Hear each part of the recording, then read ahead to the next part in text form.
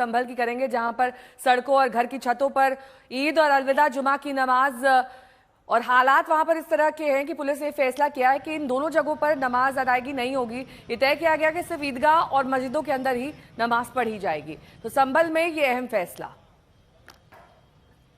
कोतवाली संभल परिसर में आज शांति समिति की बैठक की गई, जिसमें सभी वर्गों और धर्मों के लोग उपस्थित थे। उन्हें स्पष्ट रूप से अवगत कराया गया और सुनिश्चित किया गया है कि मस्जिद एवं ईदगाह के अंदर ही नमाज अदा की जाएगी और परिसर के बाहर सड़क पे कोई भी नमाज अदा नहीं की जाएगी और सड़क पर लोग बैठकर नमाज अदा नहीं करेंगे। और साथ ही बिजली पानी की कुछ समस्याओं के बारे में भी उनके द्वारा अवगत कराया गया है, जिन्हें भी समय रहते हुए पूर्ण करा लिया जाएगा और किसी के द्वारा अन्य कोई समस्या प्रकट नहीं की गई है।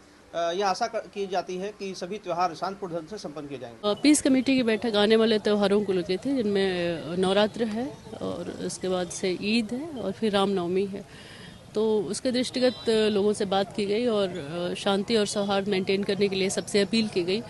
लोगों के द्वारा छोटी छोटी समस्याएं पानी, बिजली और नाली वगैरह के लेकर उठाई गई, जिनका समाधान ऑलमोस्ट करा दिया गया है और शेष के लिए संबंधित विभागों को अवगत करा दिया गया है। इसके अलावा नमाज के लिए निर्देशित कर दिया गया कि सड़कों पर नहीं पढ़ी जाएगी और उस पर लोग सहमत भी हैं।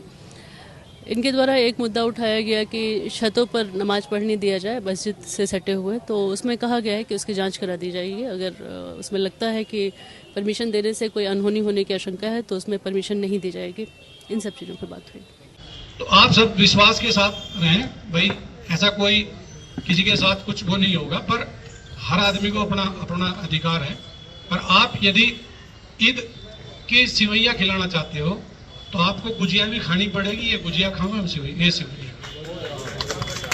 तो दोनों पक्ष खाओ। पर यहाँ गड़बड़ हो जाती है, जहाँ एक पक्ष खाने को तैयार, दूसरा खाने जा, तो यहाँ भाईचारा खत्म हो जा। हम स्पष्ट मतलब बोल रहे हैं या कुछ भी हो रहे, तो ये चीज नहीं है। हम नेतागिरी नहीं कर रहे, ना हमें नेतागिरी का हमारा कोई इरादा है, कम नेतागिरी करेंगे।